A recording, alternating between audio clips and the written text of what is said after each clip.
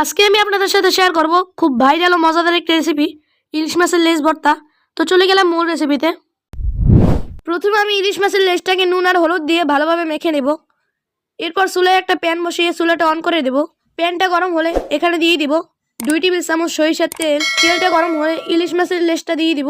এবার লেজটাকে খুব ভালোভাবে এপিট ওপিট করে মিডিয়াম আছে খুব ভালোভাবে ভেজে নেব। ভাজা হয়ে গেলে লেজটাকে উঠিয়ে নেব। এরপর মরিচগুলো টেনে নেব।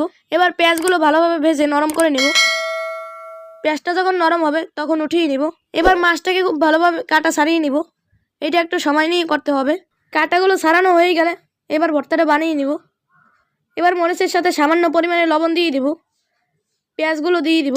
মাছ ভাজার পর যে অবশিষ্ট তেল রয়ে গেছিল সেখান থেকে 1 চা চামচের মতো তেল দিয়ে দিব। এবার খুব ভালোভাবে মেখে নিলেই ভর্তাটা রেডি। দেখতেই পাচ্ছেন কতটা পারফেক্ট হয়েছে।